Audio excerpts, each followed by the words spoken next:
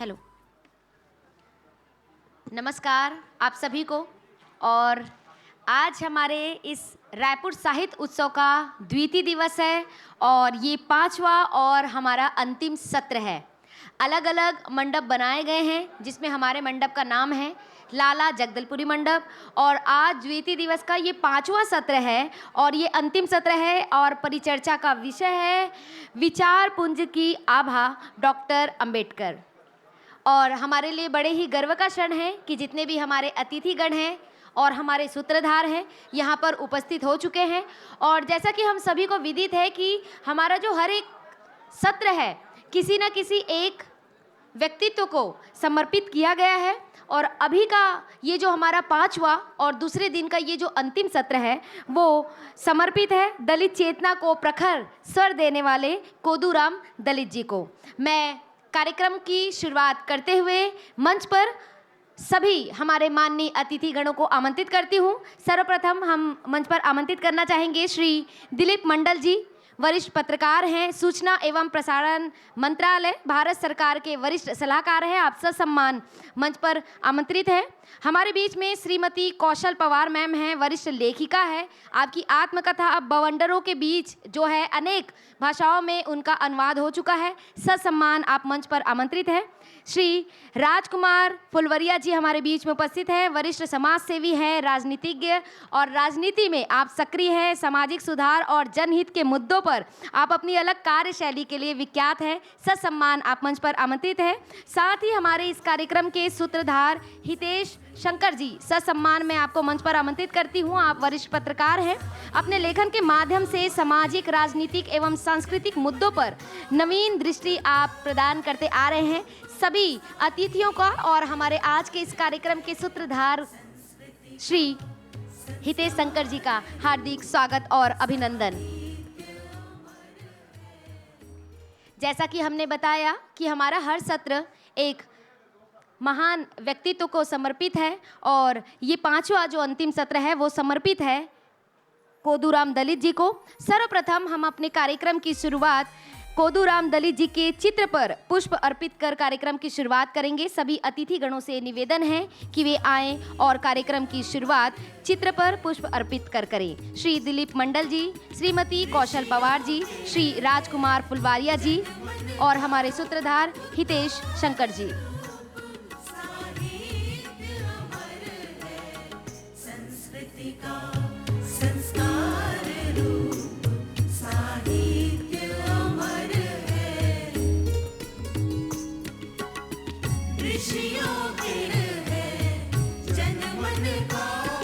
मंच पर सभी अतिथिगण हमारे कोदूराम दलित जी के चित्र पर पुष्प अर्पित करते हुए सभी सम्माननीय अतिथिगणों एवं हमारे सूत्रधार हितेश शंकर जी से निवेदन है कि मंच पर अपना स्थान ग्रहण करें। जी,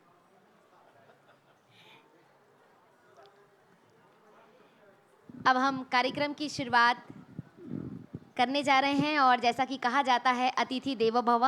सर्वप्रथम हम कार्यक्रम की शुरुआत अतिथियों के स्वागत से करने जा रहे हैं।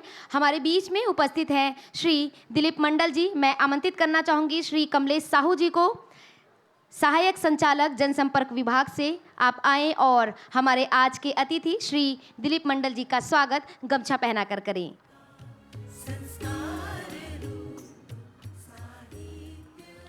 हमारे बीच में उपस्थित है श्रीमती कौशल पवार मैम। मैं आमंत्रित करना चाहूँगी डॉक्टर दानेश्वरी संभाकर जी, डिप्टी डायरेक्टर मैम को कि आप आएँ और गमछा पहनाकर मैम का स्वागत करें।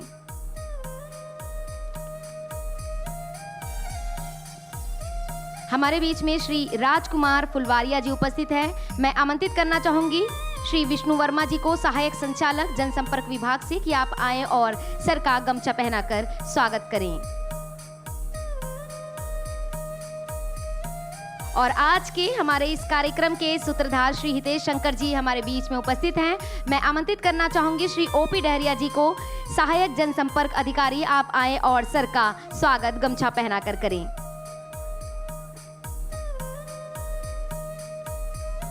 सभी अतिथियों का रायपुर साहित्य उत्सव में हार्दिक स्वागत और अभिनंदन। और हमारा ये 5वां और अंतिम सत्र है और हमारी परिचर्चा का विषय है विचार पुंज की आभा, डॉक्टर अंबेडकर जी। मैं अब मंच प्रदान करती हूँ हमारे आज के इस 5वें सत्र के सूत्रधार श्री हितेश शंकर जी को। धन्यवाद। आज का ये जो सत्र है, अंतिम इसे बार बार कहा गया, मगर मुझे लगता है कि बाबा साहब के नाम से जो विषय आरंभ होता है उसका आरंभ तो दिखता है मगर उसका अंत नहीं दिखता। ऐसी ही एक विमर्श की धारा आज आपको इस मंच से देखने को मिले, ये हमारा प्रयास रहेगा। मैं आज जब इस मंच पर अपनी साथी विभूतियों के साथ बैठा हूँ तो मुझे लगता है कि बाबा साहब का एक जो व्यक्तित्व है, उसकी विराटता है, उसे कुछ लोगों ने केवल पूज्य बना दिया और कुछ लोग हैं जो उसे तुच्छता से देखने या विखंडनकारी दृष्टि से देखने की जिद पाले बैठे रहे। इन दोनों चीज़ों के बीच में दृष्टि दोष कहाँ है और बाबा साहब कहाँ हैं वास्तव में, आज उस चीज़ को हम समझेंगे तो उस विचार पुंज की आभा को समझ सकेंगे। ऐसा हमारा प्रयास इस विमर्श में रहेगा। दिलीप जी, मेरा पहला प्रश्न जो है, जब बाबा साहब की बात होती है तो बौद्धिकता को ना देखकर केवल राजनीतिकता से उनको परखने की ये जो जिद है, इसने उस व्यक्तित्व के साथ कितना नुकसान किया और इस देश के समाज के साथ कितना नुकसान किया?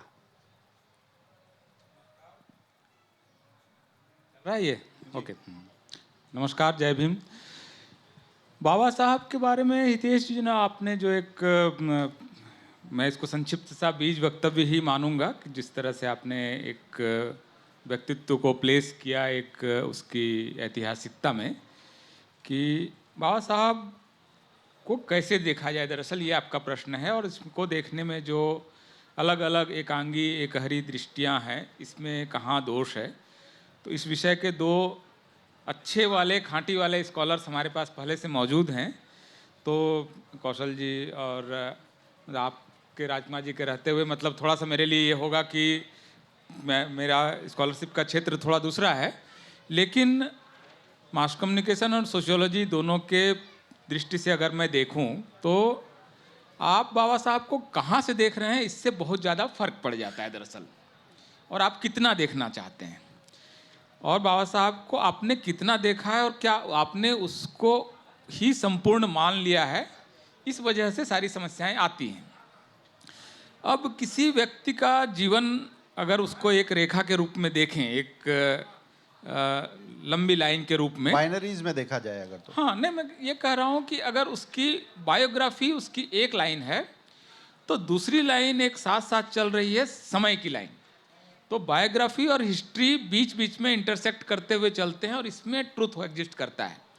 अभी आपने उनकी बायोग्राफी का अगर मान लीजिए किसी ने 1919 में काट दिया, उनको बाबा साहब का सिर्फ एक लेखन मिलेगा, कास्ट इन इंडिया, जिसमें वो विद्यार्थी जीवन में जाति को लेकर अपने विमर्श रख रहे हैं। तो आपको बाबा साहब का फिर उस व्यक्ति को कहा जाए आप बाबा साहब की एक छवि बनाइए, तो वो कहेंगे कि बाबा साहब जाति पर विमर्श करने वाले एक लेखक हैं। इसके बाद अगर किसी ने उनका 1935 में एनाहिलेशन ऑफ कास्ट पढ़ा तो हिंदू धर्म संस्कृति के आलोचक की छवि तक उनको दिखेगी। तो यहाँ तक में आपको फिर एक दूसरी छवि बन जाएगी। मेरा मानना है बाबा साहब के बारे में ज़्यादातर बात करने वाले लोगों ने बाबा साहब का 1935 के बाद का लिखा हुआ कुछ भी नहीं पढ़ा है।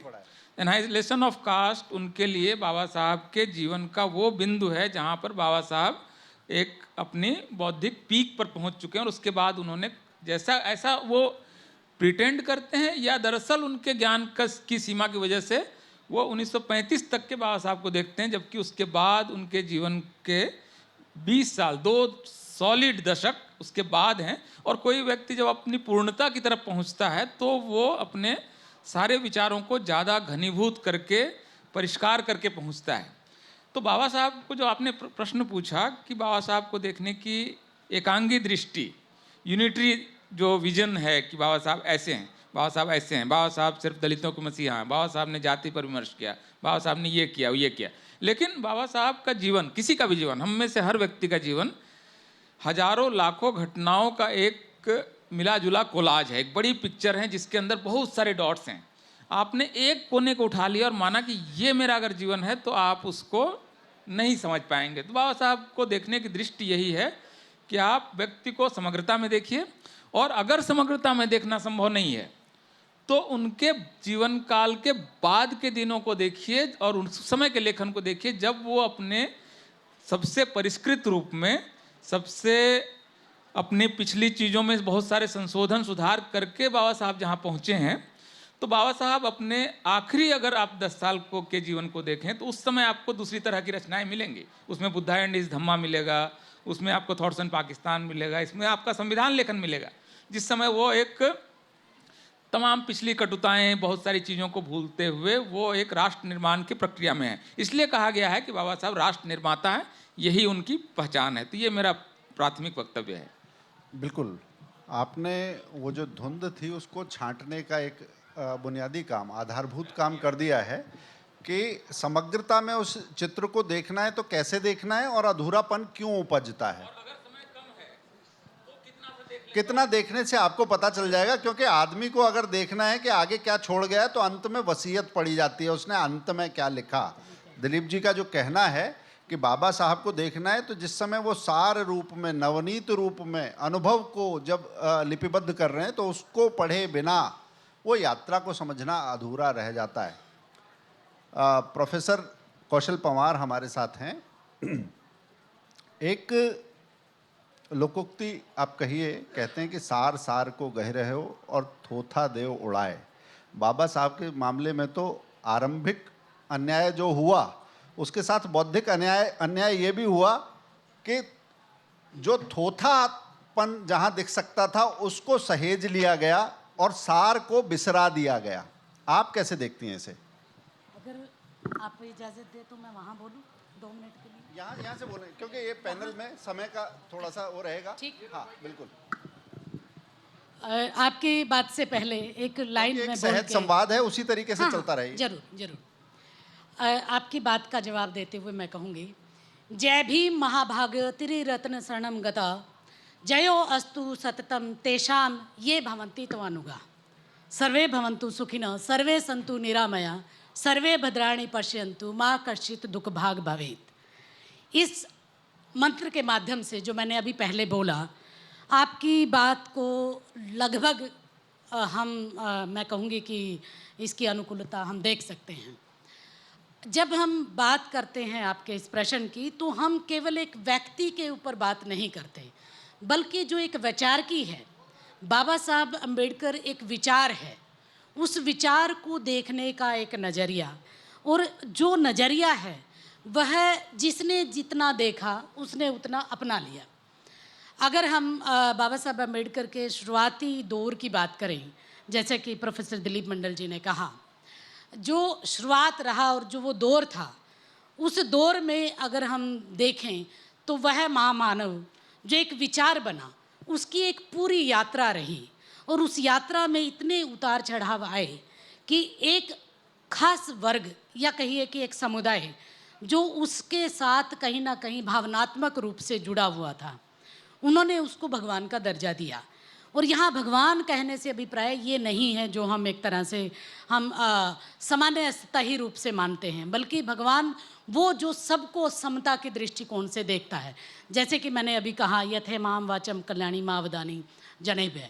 तो जब हम ये बात करते हैं तो हम एक ऐसी सम्यक दृष्टि की तरफ जाते हैं, जो दृष्टि बाबा साहब भीमराव अम्बेडकर ने इस राष्ट्र निर्माण की भूमिका में देते हुए न केवल अपने उसको समावेशित तरीके से लिया, बल्कि जो हमारा ही अपना था, हमारी जो रियासत थी, जो हमारी सनातन परंपरा थी, जिन जिन समुदायों में, जिन वर्गों में, जिस क्षेत्र में, जिस भाषा में, जिस समूह में हम लोग जीते थे, उस समूह से बाबा साहब अम्बेडकर ने आगे बढ़ते हुए कैसे एक भूमिका का निर्वाह किया और उस भूमिका में हमने कैसे अपने अपने नज़रिए से उसको देखा। जैसे कि प्रोफेसर दिलीप मंडल जी का भी इशारा था, मैं अपनी बात में ये कहना चाहूँगी कि जो धुंध थी हमारे सामने, आज का जो वैश्वीकरण दृष्टिकोण है, जब हम उनको संपूर्णता से आंकलन करते हैं, जो एक वैचारिकी की बात करते हैं, उस वैचारिकी में बाबा साहब अम्बेडकर आज भी उतने ही प्रासंगिक, न केवल प्रासंगिक हैं बल्कि वैश्विक दृष्टिकोण से भी उनको देखने का नज़रिया, उनको पढ़ने का, उनके विचार, जैसे कि मैंने कहा कि एक व्यक्ति नहीं बल्कि एक पूरी एक वैचारिक परंपरा जो न केवल सामाजिक, आर्थिक, राजनीतिक, धार्मिक रही, बल्कि जो हमारी जो सनातन परंपरा थी, जिसको हम इंडियन नॉलेज ट्रेडिशन के नाम से भी जानते हैं, जो जैसे कि मैंने अभी एक मंत्र के माध्यम से भी लिया, जो उनका समानता का, शिक्षा का जो एक मूल मंत्र था जो उन्होंने दिया। मैं आपकी बात पे इतना ही कहूँगी। बिल्कुल। राजकुमार जी, मैं एक बात, क्योंकि आप राजनीतिक टीकाकार विश्लेषक भी हैं, छात्र राजनीति से भी जुड़े रहे हैं, दो धाराएं भारतीय राजनीति में दिखाई देती हैं। एक तरफ, और दोनों ही धाराएं हमारे महापुरुषों के नाम से चल रही हैं और उन्हें पॉलिटिकल करेंसी के तौर पर यूज़ कर रही हैं, कई जगह अब्यूज़ भी कर रही हैं, उनको भुना भी रही हैं और कोस भी रही हैं। एक जगह तो गांधी जी का नाम आता है, गांधी जी तो करेंसी पर छपे हुए भी हैं। दूसरी जगह बाबा साहब का नाम आता है। बाबा साहब समाज की थाती हैं या पॉलिटिकल करेंसी हैं? उपयोग कैसा हुआ है और इसका इम्पैक्ट आप सोसाइटी पर कैसा देखते हैं? निश्चित तौर पर राजनीतिक, मैं कहूँगा 40 के दशक के बाद डॉक्टर अंबेडकर और गांधी के जब कई बार वैचारिक मतभेद भी हुए, लेकिन आज़ादी के बाद कहें या कहें कि उनके पश्चात 1956 के बाद ये दो धाराएं साथ साथ चली है। मैं कई बार ये बोलता भी हूँ, हमारे देश में जितने भी आज़ादी के आंदोलन में जो क्रांतिकारी थे, सेनानी थे, उनकी पहचान राष्ट्रीय नेतृत्व की रही है। गांधी जी, अन्यथा नहीं जी मेरे शब्दों को, गांधी जी बनिए समाज चाहते थे, तो क्या गांधी जी को बनिया नेता किसी ने कहा क्या? सुभाष चंद्र बोस बंगाल से आते थे, तो किसी ने उनको बंगाली नेता कहा क्या? सरदार पटेल गुजरात से आते थे, पटेल थे, तो क्या उनको पटेलों का नेता कहा क्या? नहीं कहा। किसी को भी राष्ट्र के इस राजनीतिक संघर्ष में सभी राष्ट्रीय नेतृत्व थे, राष्ट्रीय नेता थे, देश के नेता थे, लेकिन अनफॉर्चुनेटली, दुर्भाग्य से बाबा साहब अम्बेडकर को केवल राष्ट्रीय नेतृत्व ना बनाते, उनको दलित नेता के रूप में प्रेजेंट किया गया पिछले 50-60 सालों में। ये बाबा साहब के साथ भी दुर्भाग्य और हमारे जैसे सामाजिक कार्यकर्ताओं के साथ रही। अब आपने दूसरी बात जो कही, क्या हमने किसी भी राष्ट्रीय नेता को उसकी जाति के साथ जोड़ा है क्या? जब नहीं जोड़ा तो अम्बेडकर के साथ क्यों जोड़ा? आज भी हम देखते हैं, और इसके लिए मैं केवल लोगों की बात नहीं करूँगा, चाहे वो विश्वविद्यालय के प्रांगण हो, चाहे वह मीडिया जगत हो, चाहे दलित संगठन भी हो, तो सब ने लिखा दलितों के मसीहा। क्या केवल वो दलितों के मसीहा थे क्या? उनके कार्य को अगर पढ़ना शुरू करेंगे तो उनका कार्य, अगर मैं मीडिया, राजनीतिक दल, सामाजिक संगठन, बाकी सब की बात करूंगा तो सबको एक ही लगता है, ये दलितों के मसीहा। लेकिन उनके कार्य, उनके कर्तृत्व, उनके जो है वो संपूर्ण समाज के लिए थे, संपूर्ण राष्ट्र के लिए। मैं उसकी चर्चा नहीं करना चाहता हूँ। चाहे वो वायसराय कमेटी के मेंबर, लेबर मेंबर रहे होंगे तब की घटना हो, चाहे वह उन संविधान निर्माण के समय की घटना हो, उनका पहला कोई राजनीतिक संगठन बनाया था तो वो दलित संगठन नहीं था, वो 1936 में इंडिपेंडेंट लेबर पार्टी बनाई थी, कोई दलित संगठन नहीं बनाया था, स्वतंत्र मजदूर दल बनाया था। लेकिन दुर्भाग्य से इस देश में, जैसा कि आपका विषय भी है, बाबा साहब के विचार पुंज की आभा, दुर्भाग्य से बाबा साहब अम्बेडकर का केवल पिछले 60-70 वर्षों में एकांगी, केवल एक दृष्टि से हमने उनको देखा है। उनका संपूर्ण दर्शन तो अभी बाकी है, चाहे वो अर्थशास्त्र का विषय हो, चाहे देश के निर्माण का विषय हो।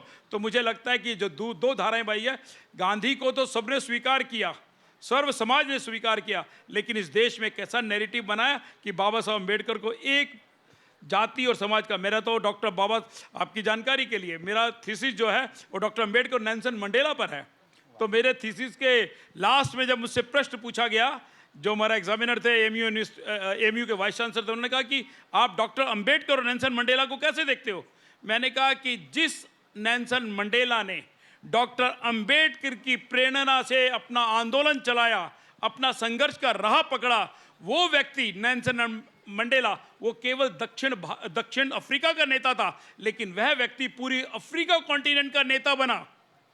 अफ्रीका कॉन्टिनेंट, चाहे वो तंजानिया, सोमालिया, इथोपिया, सबका ब्लैक का लीडर बना। लेकिन डॉक्टर अंबेडकर से प्रेरणा लेने वाला व्यक्ति तो पूरा महाद्वीप का नेता बना, लेकिन डॉक्टर अंबेडकर केवल एक समाज और एक दलित समाज के नेता बने। ये सबसे बड़ा दुर्भाग्य है। ये नैरेटिव सेट किया इन 50-60 सालों में। धन्यवाद।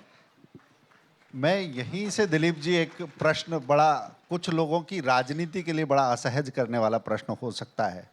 कांग्रेस बड़ा बाबा साहब की विरासत को भुनाने का प्रयत्न करती रही, दावा करती रही, मगर जो बड़ा है उसको बौना दिखाने का एक कुचक्र रचने का काम मैं कहूँगा, और बिना किसी संकोच के कहूँगा। बाबा साहब की राजनीति, चाहे 52 का चुनाव हो, चाहे भिवंडी का उपचुनाव हो, मैं मुंबई नॉर्थ सेंट्रल की बात कर रहा हूँ पहले की, कि जब आज बात आती है वोट चोरी की, मगर बाबा साहब के सामने जब एक नारायण काजोलकर को खड़ा कर दिया जाता है और वामपंथ के साथ कांग्रेस दबे पांव आके गलबैयाँ करती है, हाथ मिला लेती है, बाबा साहब को षड्यंत्र करके हराया जाता है।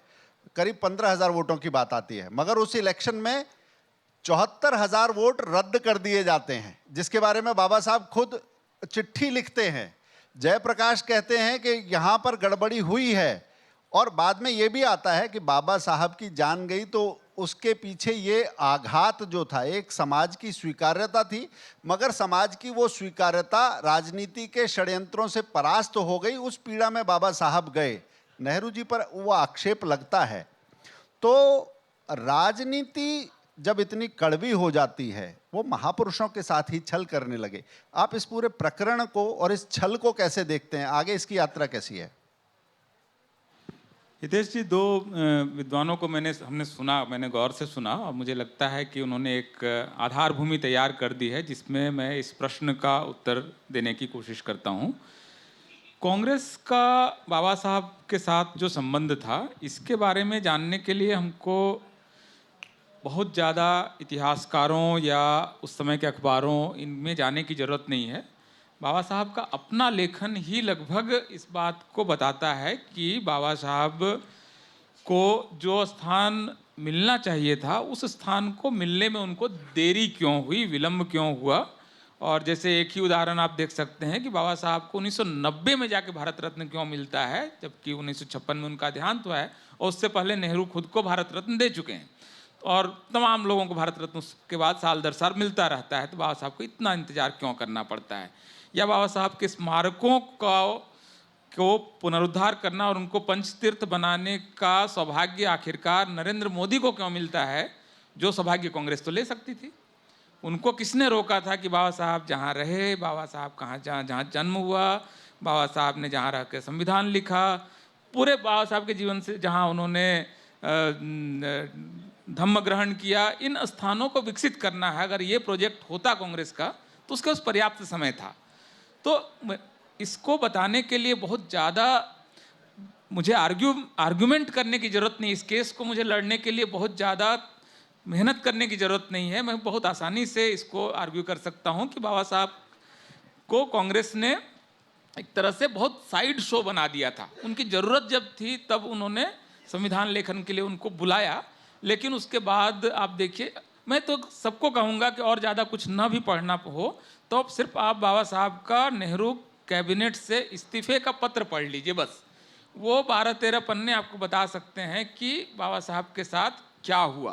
कांग्रेस के अंदर की जो बहस थी, हिंदू कोड बिल का बात था, असहमतियों की बात थी, कांग्रेस इतनी और भी है, हाँ, उसमें कांग्रेस इतनी बेचैन थी कि बाबा साहब एक नई पॉलिटिकल एंटिटी के तौर पर अगर खड़े हो गए तो नेहरू जी का क्या होगा? जी, उसमें यह भी था कि भारत के इतिहास का पहली चुनाव याचिका इलेक्शन कमीशन को जो जाती है, वो बाबा साहब लिखते हैं मुंबई में, जब उनको हराया जाता है और इसके लिए लेफ्ट जो सीपीआई है, अशोक मल्होत्रा या कोई उनके साथ थे, जो बाद में उन पत्राचार भी आता है, वो हाँ याचिका बिल्कुल, है। और वो उनके वॉल्यूम में है, बाबा साहब के रचना संकलन में है बाकायदा कि किस तरह से श्रीपाद अमृत डांगे जो सीपीआई के हैं, उन्होंने लोगों को भ्रमित किया कि ट्रू वोट कंस्टिट्यूएंसी थी, तो उसमें सेकंड वोट भी उन्होंने ऐसे डांगे को पढ़वा दिया जो सारे वोट बाद में नलीफाई हो गए, बेकार हो गए। तो ये चुनावी कदाचार था। तो भारत में चुनावी कदाचार का पहला केस, इलेक्शन को लेकर करप्शन का पहला केस जो है, बाबा साहब ने लड़ा।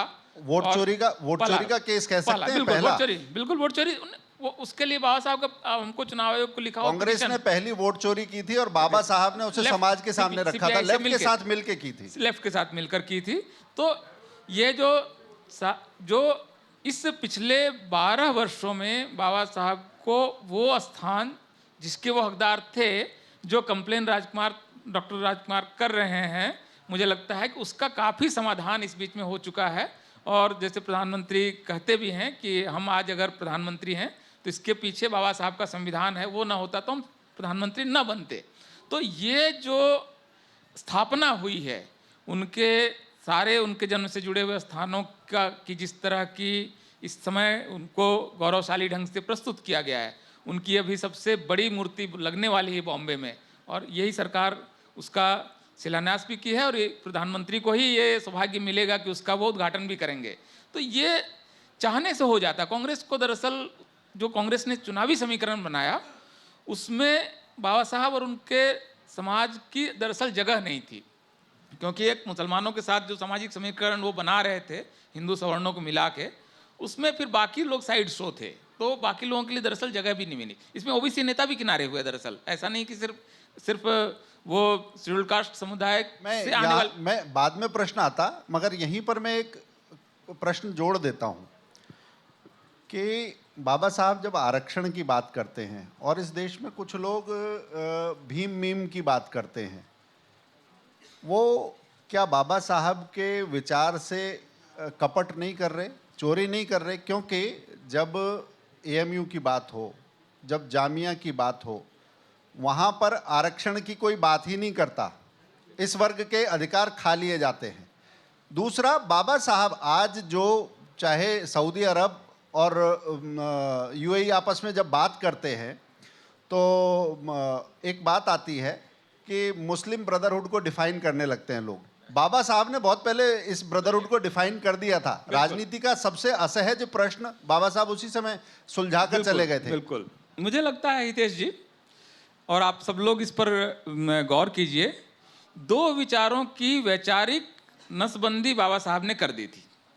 पहला विचार कि धर्म के आधार पर आरक्षण हो सकता था, इसका पूरा निषेध संविधान सभा की बहसों में हो चुका है, और सरदार पटेल और बाबा साहब इसमें एक मंच पर खड़े थे कि ये नहीं हो सकता है। जब दरअसल हुआ क्या, मैं 2 मिनट समय ले रहा हूँ। 1946 में भारत में विधायक दलों का चुनाव हुआ और उसमें मुस्लिम लीग और कांग्रेस ये सब लोग लड़े। मुस्लिम लीग के जितनी मुस्लिम सीटें थी उसमें मुस्लिम लीग के कैंडिडेट जीत गए, और उसमें ज़्यादातर यूपी, तमिलनाडु, केरल, बिहार वगैरह के जीत गए। लेकिन मुसलमान जो वोटर थे उन्होंने मुस्लिम लीग को जितवा तो दिया, लेकिन उनको मालूम था कि उनको पाकिस्तान कभी नहीं जाना है। तो हुआ ये कि मुस्लिम लीग के टिकट पर पाकिस्तान अलग राष्ट्र बनाने के मुद्दे पर जीते हुए 28 सदस्य भारत की संविधान सभा में रह गए, क्योंकि उनकी जमींदारियां सब इधर थी, तो उनको जाना नहीं था, लेकिन पाकिस्तान बनाने के लिए उन्होंने वोट लड़ा और जीता। अब ये सदस्य मांग करने लगे कि हमें आरक्षण चाहिए फिर से। तो सरदार पटेल और बाबा साहब दोनों के स्पष्ट मान्यता थी कि धर्म के आधार पर आरक्षण भारत का संविधान नहीं देता है, जिसको देने का पाप कांग्रेस ने किया इस बीच में, कर्नाटक और कई राज्यों में। ममता बनर्जी ने अभी कुछ दिनों पहले ओबीसी आरक्षण में मुस्लिम आरक्षण का एक अलग अलग कोटा निकाला, जो बाबा साहब के विचारों का पूर्ण निषेध है। तो बाबा साहब ने लेकिन इसी वजह से वो कोर्ट में गिर जाता है, क्योंकि संविधान ऐसा लिखा गया है कि आप धर्म के आधार पर आरक्षण नहीं दे सकते, नंबर 1। दूसरे जिस चीज़ का उन्होंने वैचारिक नसबंदी पूरे तौर पे कर दी, वो कि शेड्यूल्ड कास्ट के अंदर मुस्लिम या क्रिश्चियन नहीं जा सकते हैं। इसको भी उन्होंने बाकायदा अपने कानून मंत्री रहते हुए 1950 में कानून मंत्रालय के से जारी संविधान आदेश, जिसको प्रेसिडेंशियल ऑर्डर 1950 कहते हैं, उसके जरिए उन्होंने ये लिख दिया बाकायदा, और इस वजह से आज तक नहीं हो पाया कि शेड्यूल्ड कास्ट के अंदर मुस्लिम और क्रिश्चियन जाएंगे, क्योंकि वो जाते ही शेड्यूल्ड कास्ट सीटों पर मुस्लिम जीतने लगेंगे। तो ये भी करने की कोशिश कांग्रेस ने 2008, 9, 10, 11 में रंगनाथ मिश्रा कमीशन और सच्चर कमीशन के जरिए की, और ये रिकमेंडेशन आया कि मुस्लिम और क्रिश्चियंस को भी शेड्यूल कास्ट के अंदर दे दें। आप समझिए शेड्यूल कास्ट के लिए कितना खतरनाक हो सकता है, अगर जो, क्योंकि मुस्लिम सामाजिक रूप से कभी 600 साल 700 साल से पिछड़े तो रहे नहीं, अगर वो शेड्यूल कास्ट के अंदर आ जाएंगे तो शेड्यूल कास्ट की सीटें किन के पास जाएंगी, खास करके संसदीय सीटें और विधानसभा की सीटें किन के पास जाएंगी। तो ये दो चीज़ें तो ऐसी हैं जिसके लिए बाबा साहब के पैर छूने चाहिए, खास करके सारे हिंदू समाज को और सबको, पूरे भारत के लोगों को, कि उन्होंने दो विचारों का पूर्ण निषेध कर दिया। धर्म के आधार पर आरक्षण नहीं होगा, बिल्कुल, और शेड्यूल्ड कास्ट के अंदर सिर्फ जो भारतीय परंपरा के धर्म है इसी के लोग होंगे, क्रिश्चियन होंगे, बुद्धिस्ट होंगे, हिंदू होंगे, क्योंकि इन्होंने जाति को झेला है और जाति की मान्यता है। कि डॉक्टर उनके नाम में जो लगा हुआ है, तो दो बड़ी बीमारियां जो हो सकती थी समय से उसका ऑपरेशन करके चले गए बाबा साहब। मैं कौशल जी आपसे एक प्रश्न करूंगा। आप संस्कृति और संस्कृत दोनों आपके विषय हैं।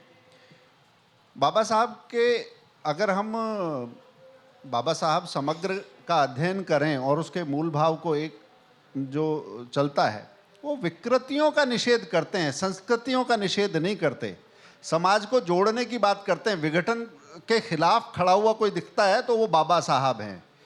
तो संस्कृत और संस्कृति के इस प्रेम को आप कैसे देखती हैं, जिसकी कभी चर्चा नहीं की जाती? देखिए, जैसा कि आप खुद भी ये मानते हैं कि बाबा साहब अम्बेडकर समावेशित समाज की संपूर्णता की बात करते थे। उनका इंक्लूसिव आर्गुमेंट हमेशा रहा, चाहे वो संस्कृत को लेकर हो, और संस्कृति को तो वो, क्योंकि बुद्धिज्म जो था जब उन्होंने अपनाया तो वो भारत की ही संस्कृति का हिस्सा था। तो इससे आपकी बात का मैं ये कहूँगी कि मेरा ये मान्यता है कि संस्कृति से उनका जो जुड़ाव था, और जो जिसको हम बिल्कुल हम ये कहिए कि जो हमारे जो किन्हीं कारणों से जो भी कारण रहे होंगे, उन्होंने जब अंतिम समय में धर्म परिवर्तन की जब बात आई, चाहे वो सिख धर्म के लोगों ने उनको अप्रोच किया, मुसलमानों ने किया, हैदराबाद के निजाम ने तो उन्होंने बाकायदा चेक भेजा, पोप के लोग भी आए, पोप के लोग भी आए। उन्होंने कहा कि हम आर्थिक रूप से आपके समाज को बहुत समृद्ध करेंगे। मुस्लिम में मैं हैदराबाद निजाम की बात कर रही थी, वहाँ से तो खाली ब्लैंक चेक आया था कि आप कितनी मर्जी अमाउंट ले लीजिए।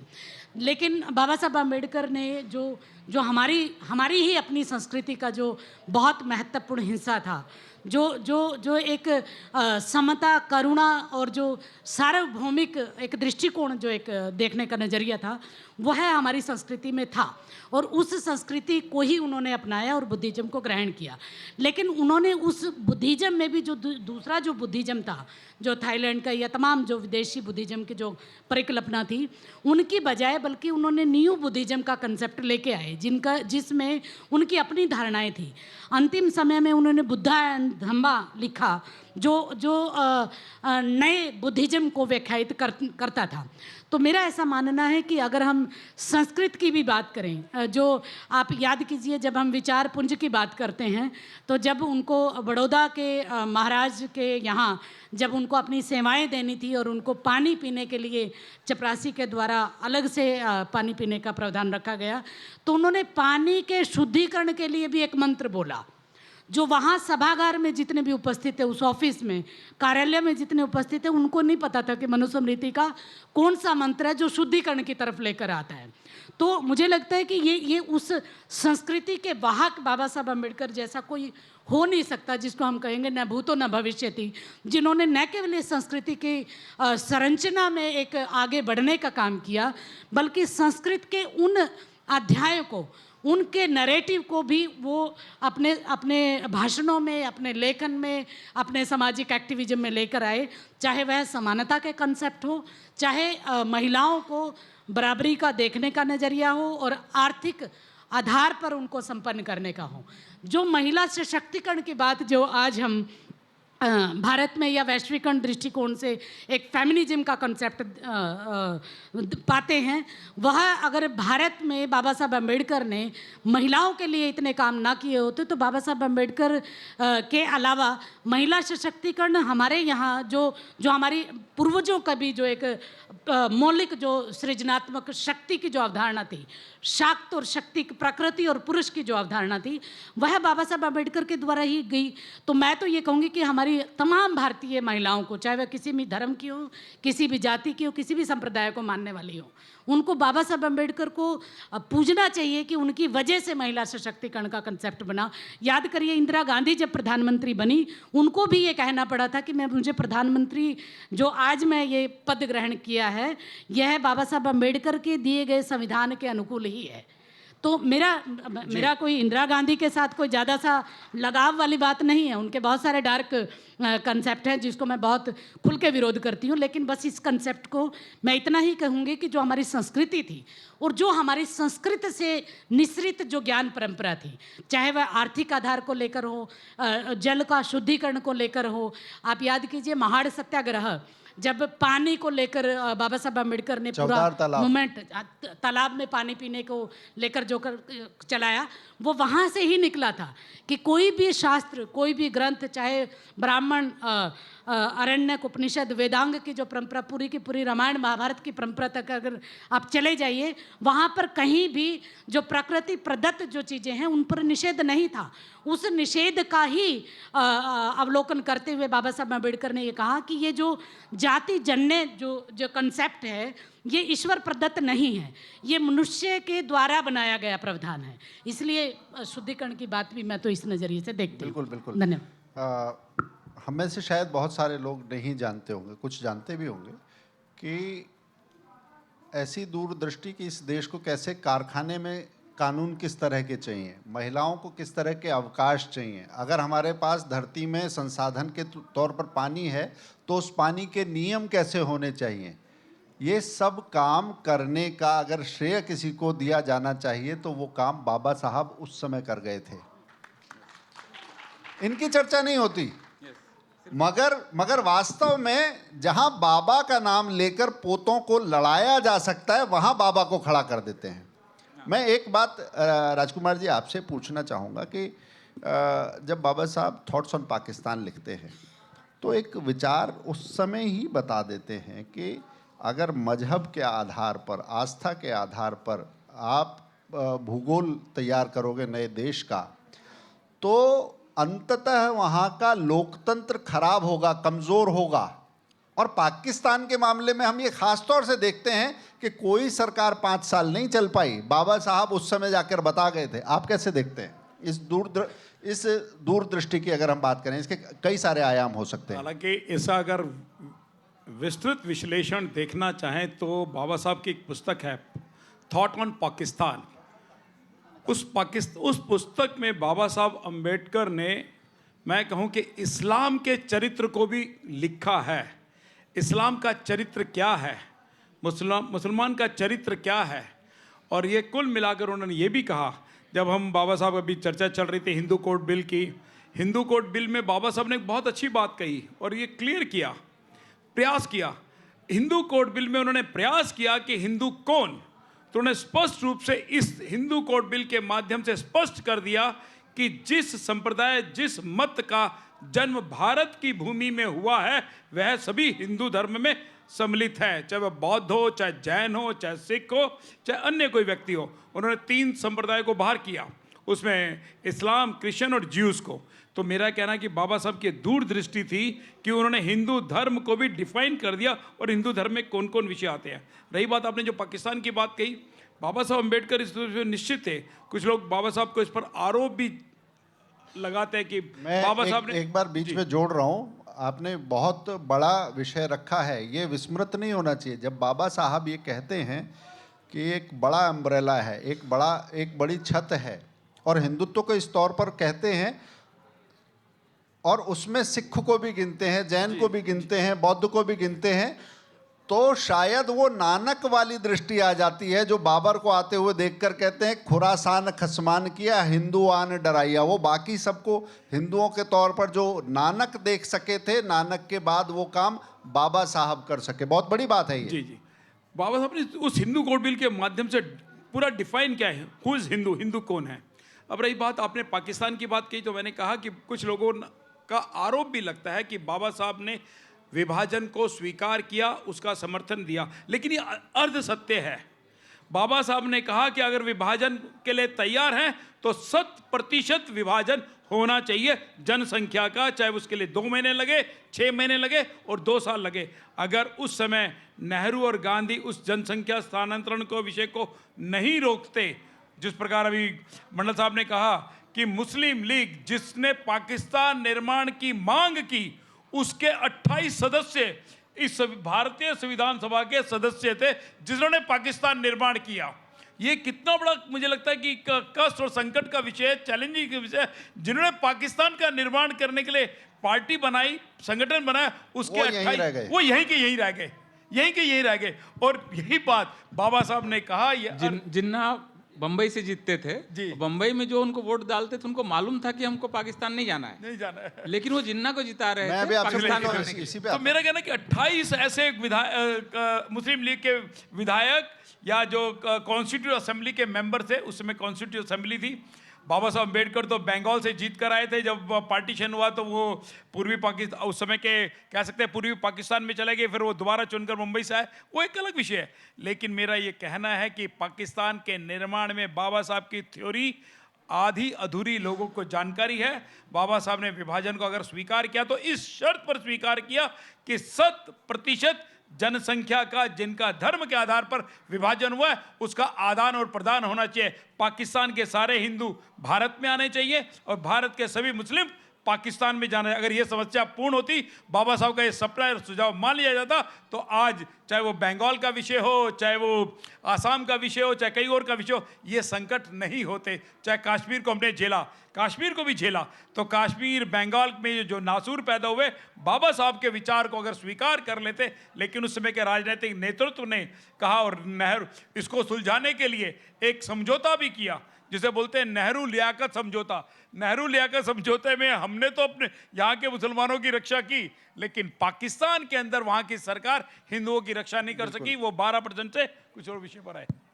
मैं दिलीप जी इसी प्रश्न के अगले भाग पर आता हूँ। एक सीएल वेपर की एक प्रख्यात टिप्पणी है कि कोई बात अगर गलत बताई जाए तो अपराध है, परंतु अगर वो अधूरी बताई जाए तो 2 गुना अपराध है।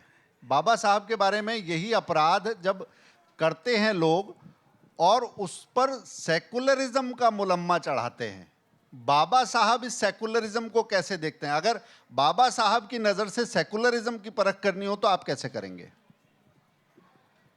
देखिए, बाबा साहब क्योंकि उनकी ट्रेनिंग जो है, एजुकेशन जो उनकी है, वो पश्चिम से उन्होंने काफ़ी कुछ लिया और इस वजह से वो इस बात से बहुत अच्छे से वाकिफ़ थे कि सेकुलरिज्म जो है एक राजनीतिक विचार के रूप में किस तरह से फ्रांस की क्रांति से निकला और वो राज्य और धर्म को अलग अलग रहना चाहिए, इसको वो इंडोर्स भी करते हैं। लेकिन धर्म जो वो है जो उस अर्थ में नहीं जिस अर्थ में भारत में धर्म का इस्तेमाल होता है। जैसा मैंने कहा आस्था था और जीवन पद्धति हाँ, के वो तौर हमारे पर लिए नहीं। स्वभाव भी है कि मतलब पानी का स्वभाव है भिगा देना, मतलब पानी का धर्म क्या है? भिगा देना। मतलब आग का धर्म है जला देना। तो हम धर्म को बहुत अलग अर्थ में इस्तेमाल करते हैं। धर्म की हमारी व्याप्ति किसी अब्राहमिक रिलीजन की तरह नहीं है जो पूरी अपने व्यवस्थाओं को एक पुस्तक वगैरह से बांध देती है। वो हमारी व्याख्याएं नहीं है। हम पुस्तकों के वाले देश हैं, पुस्तक के देश नहीं है। मैं यहीं पे जरा कुछ जोड़ देता हूं। इस बात को, बहुत बड़ी बात कही है दिलीप जी ने कि धर्म की हमारी व्याख्या को अगर हम देखेंगे शायद हम प्रश्न करना भूल जाते हैं। पत्नी हमारी है मगर हम परिचय कराते हैं कि कौन है? धर्म पत्नी है। हाँ, जैसे वो उसके प्रति मेरा धर्म है कुछ। यस, जहां पर हम वजन तोलते हैं उसको भी हम कहते हैं धर्म कांटा है। यस, और जहां पर जाकर रुकते हैं वहां कोई धर्म नाम का नहीं रुकता, मगर उसका नाम इस समाज ने रखा धर्मशाला। यस। इसलिए धर्म की जो हमारी दृष्टि है, उसका जो व्याप है, वो बाबा साहब ने समझा था शायद राजनीति उसे नहीं समझ पाई, अपनी तरह से व्याख्या करती रही। जी, तो बाबा साहब ने सेकुलरिज्म को किस तरह से समझा, इसकी देखिए व्याख्याएं हो सकती हैं, क्योंकि लंबा लेखन है, कई लाख शब्द हैं, तो आप उसमें से कोई टुकड़ा निकाल कर कोई भी व्याख्या कर सकते हैं।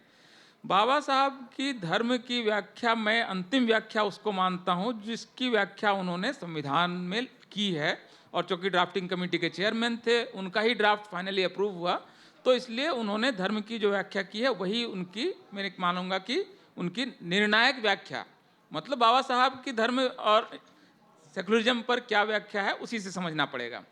तो उसमें उन्होंने जैसे आर्टिकल 14 में उन्होंने कहा कि जो कानून के नज़रों में सभी धर्म, जाति, लिंग के लोग, भाषा के लोग समान होंगे, तो ये उनके सेकुलरिज्म की पहली परिभाषा है। दूसरी परिभाषा उनका जो है, जो आर्टिकल 15 है कि अवसरों की समानता होगी, और इसमें भी धर्म, जाति के आधार पर कोई भेदभाव नहीं होगा।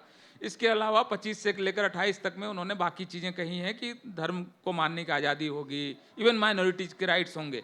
लेकिन बाबा साहब का ड्राफ्ट किया हुआ संविधान, उसके प्रस्तावना में धर्मनिरपेक्ष शब्द नहीं है, या उनके बनाए हुए उस समय कानून मंत्री रहने तक वक्फ का कानून नहीं है। उनके रहने तक माइनॉरिटी इंस्टीट्यूशंस को सरकारी बजट से वो चलेगा और वो माइनॉरिटी इंस्टीट्यूशन की तरह काम करेंगे, ये व्यवस्था उस समय तक नहीं हुई थी।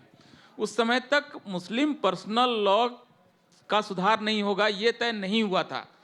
तो बाबा साहब जो धर्मनिरपेक्षता का फ्रेम बना के गए थे, उस पूरे फ्रेम को कांग्रेस ने अगले 10 साल के अंदर में पूरी तरह से तहस नहस कर दिया, और उसके बाद आते आते रही सही कसर, ये जो मनमोहन सिंह सोनिया के कार्यकाल में आते आते उसमें माइनॉरिटी अफेयर्स मिनिस्ट्री बन गई, माइनॉरिटी कमीशन बन गया, उससे ठीक पहले हज की सब्सिडी दी जाने लगी। इसे, आप जो बिंदु बता रहे हैं, अगर हम इसी को कहें कि बाबा साहब वास्तव में इस संस्कृति के अनुरूप एक लिबरल, एक उदार फ्रेमवर्क दे गए थे, जिसे बाद में कट्टरपंथी लाइन पर ले जाने का काम राजनीति ने किया। बल्कि मैं तो उसके लिए मेरे शब्द बहुत सोच समझ के मैं इसको बोल रहा हूं कि बाबा साहब ने एक सेकुलर संविधान हमें दिया था, जिसको एक मजहबी विधान में बदल दिया गया बाद के दिनों में, थ्रू वेरियस चीज, कई सारी चीजों के जरिए। उसमें मुस्लिमों का अलग पर्सनल लॉ होगा।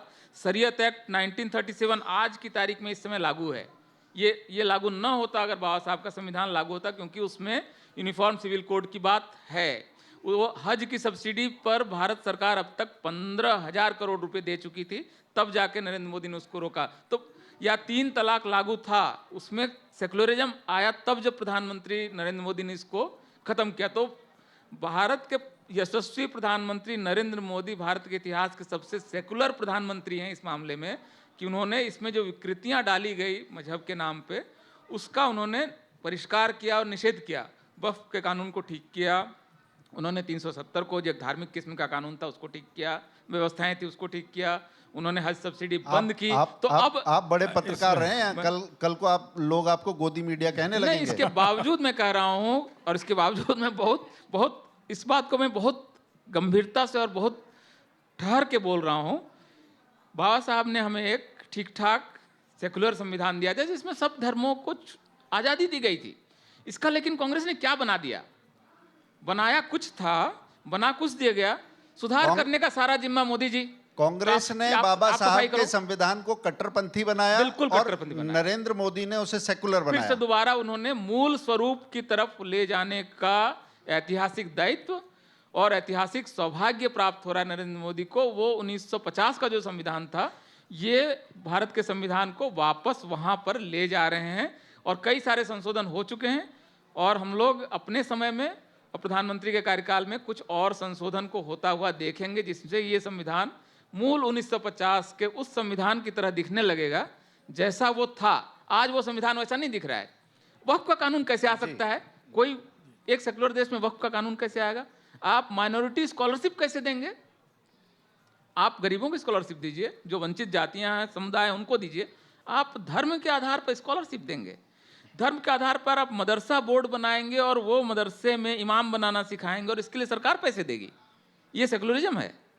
ये सब ठीक होगा, और ये ठीक मैं कामना करता हूँ, मैं तो सरकार की तरफ से नहीं बोल रहा हूँ, बोल भी नहीं सकता हूँ, मैं कामना करता हूँ कि ये संविधान वापस 1950 की तरफ देखेगा और मूल स्वरूप में आएगा, जिसमें कि तमाम विकृतियाँ हाल के वर्षों में, बाद के वर्षों में डाल दी गई। ये एक अच्छा खासा संविधान होगा।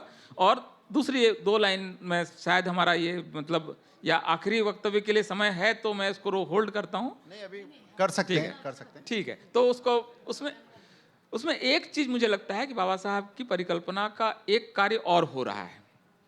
बुद्धा एंड हिज धम्मा, उनकी बुक आप लोग PDF निकालिए, गूगल पे मिल जाएगा। उसमें एक पूरा अध्याय है, तथागत गौतम बुद्ध श्रावस्ती में जैत वन में उपदेश दे रहे हैं, और उनका एक पूरा उपदेश है जिसको कि जस का तस बाबा साहब ने बुद्धा एंड हिज धम्मा, जो उनकी आखिरी पुस्तक है, उसमें शामिल किया है। उसमें वो कहते हैं कि दुखों के तमाम कारणों के बीच दरिद्रता दुखों का प्रमुख कारण है। हर व्यक्ति को समृद्धि अर्जित करने की कोशिश करनी चाहिए। समृद्धि अर्जित करने का तरीका उन्होंने बताया है कि वो कैसे नैतिक होना चाहिए, और अगर आप समृद्धि अर्जित कर लेते हैं तो आप क्या क्या कर सकते हैं। ये पूरा का पूरा उपदेश उसमें एज इट इज लिया गया है। तो अगर बाबा साहब अपने जीवन के आखिरी आलेख में ये कह रहे हैं कि लोगों की जो तकलीफ़ें हैं और दरिद्रताएं हैं वो दूर होनी चाहिए, उस दिशा में सर्वाधिक कार्य पिछले 12 साल में हुए हैं, मैं ये और लगभग उनके विरोधी भी मानते हैं, क्योंकि जिस समय 2014 में प्रधानमंत्री कार्यकाल संभाल रहे हैं, उस समय सिर्फ भारत की 23% जनता तक सरकार की कोई न कोई योजना पहुंच रही थी। आज वो संख्या बढ़कर लगभग पूरी आबादी को समेट चुकी है, जो किसी न किसी तरह से सरकार से लाभान्वित है। तो और इसके अलावा विकास की बहुत जो तेज गति है, आज भारत चौथी सबसे बड़ी अर्थव्यवस्था बन चुका है, और ये हाल के वर्षों में हुआ है। तो समृद्धि सुख का कारण है, ये तथागत गौतम बुद्ध का जैतवन का उपदेश है, जिसको बाबा साहब ने माना और प्रधानमंत्री नरेंद्र मोदी मान रहे हैं। इसलिए लोगों के जेब में पैसे डालो, जिसको लोग कहते हैं कि फिजूल खर्ची है और फ्रीबीज है, मुझे लगता है कि ये बाबा साहब का मार्ग है, और ये करुणा के सागर तथागत गौतम बुद्ध का मार्ग है। क्योंकि उनको करुणा इस बात से कि लोग गरीबी में हैं, तो इनको ठीक करो ना। ठीक करने के लिए जो करना है करो, इनको घर मिलना चाहिए। 4 करोड़ घर इस बीच में बने हैं। जी मैं कौशल जी एक बात पूछना चाहूँगा, बाद में वो प्रश्न मैं आगे और उसके अलग आयाम खुलेंगे, कि बाबा साहब का अपने मतलब का चित्र बताकर कि ऐसे थे जो राजनीति की जाती है और उनसे दूसरी तरफ सौतेला व्यवहार किया जाता है, इसके केंद्र में जिनको लाभ मिलता है, ऐसे मायावी अंबेडकर भक्तों के लिए आप क्या कहेंगी? असल में जब प्रोफेसर दिलीप सर को सुन रही थी, आपके प्रश्न को दिलीप जी ने जवाब दे दिया पहले ही, मैं उसमें केवल ऐड ऑन कर रही हूँ। सर को सुनना हमेशा ही लाभदायक होता है, और इनको सुनते हुए ऐसा लगता है कि किसी को बोलने की आवश्यकता नहीं है बीच में। सच में हमेशा अच्छा लगता है, क्योंकि ये केवल मतलब बोलना तो एक बोल तो हर कोई लेता है, लेकिन उस विषय की जो गहन समझ है वो प्रोफेसर दिलीप मंडल से हमेशा मिलती है। आपकी बात का जवाब प्रोफेसर साहब ने दे दिया, लेकिन मैं बस इतना कहूँगी कि ये जो अवसरवादी जिसको कह सकते हैं हम, या ये कहिए कि जो ना तो अम्बेडकरवादी हैं और ना ही किसी और वादी हैं, वाद में वो वाद को भी अपने लिए प्रयोग करते हैं, क्योंकि वाद का हमारी परंपरा में तो बहुत महत्वपूर्ण स्थान हमेशा रहा है। पूर्व पक्ष और उत्तर पक्ष हमेशा विद्यमान हमारे यहाँ रहा है।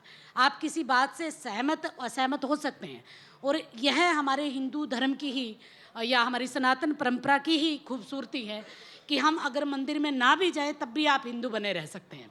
लेकिन दूसरी तरफ आप अगर उस धर्म का निर्वाह नहीं करते हैं तो आप उस धर्म के कहलाने के लायक ही नहीं, आपका बहिष्कार होगा। इसको मैं ऐसे देख रही थी, मैं आपके प्रश्न पे आऊँगी, 1 मिनट लूँगी सिर्फ। जब प्रोफेसर साहब बोल रहे थे कि धर्म की जो परिभाषा है, या सेकुलरिज्म जिसको आप कहेंगे, हमारी जो परंपरा में रहा है ना धर्म, वह धर्म देखने की ज़रूरत है। मैं कोट करती हूँ, मनुस्मृति का ही एक श्लोक है, धी विद्या सत्यम क्रोधो दशकम धर्म लक्षणम।